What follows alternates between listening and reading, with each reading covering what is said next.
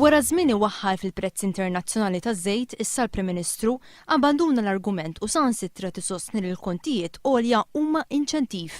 Kieku żammejna l-kontijiet baxxi, jista' xi ħadd jispjegali x'inċentiva, x'kien ikun hemm li jħajjar lin-nies li jinvestu flushom f'xi ħaġa li m'għandhomx għalfejn jinvestu fiha. Il-Partit Laburista qal li b'inċentiv jifhem li tgħin lin-nies u mhux li timponilhom l-ogħla kontijiet ta' kull żmien.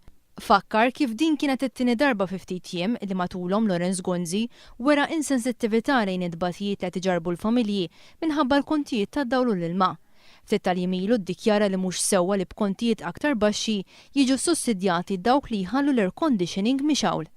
Il-Partit Laburista qal il-familji u n-negozji Maltin u Mawċin jixirqlhom li jkun hemm għaqal fid-deċiżjonijiet li jittieħdu u mhux argumenti insensittivi ta' Prim Ministru maġġoranza difettuża li timmina l-istabilità tal-pajjiż. Fl-ewwel 8 xhur ta' din is-sena l-Ministeru ta' Tonio Borg diġà nefaq 9,700 euro aktar milli nefaq fl-2010 kollha ċelebrazzjonijiet u ikliet ma' ambaxxaturi u konsli u 20,000 aktar milli nefaq fl-2009 kollha. Biċ-ċifra ta' bejn Jannar u Awwissu tal-2011, it-total ta' flus li ntefqu minn Tonio Borg f'parties u festini mal-ambaxxaturi u l-konsli mill-elezzjoni ġenerali l-hawn tela għal 130,000 euro. Il-Ministru Tonio Borg ikkonferma din iċ-ċifra meta wieġeb għad-domanda parlamentari tad-deputat Laburista Anthony Agius De Celis.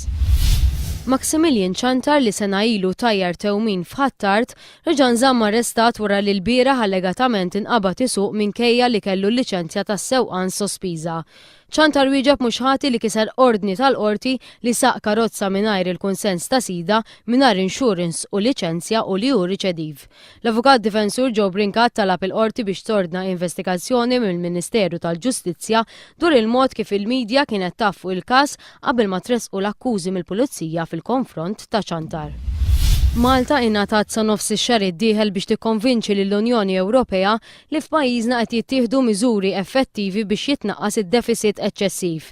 Fi Brussell il-Kummissarju Ewropew għall-Ekonomija Olli Rehn qal li Malta hija waħda minn 5 pajjiżi li kontrihom ħarġet twissija dwar il-finanzi pubbliċi tagħhom. Il-Kummissjoni Ewropea qed tbassar id-deficit ta' pajjiżna, jiġifieri differenza bejn id-dħul u ħruġ tal-Gvern se jkompli jiżdied. Il-Kummissjoni Ewropea qalet ukoll ir-ristrutturar tal-Air Malta jista' jżid in-nefqa tal-Gvern u jpoġġi f'riskju akbar l-ekonomija ta' pajjiżna.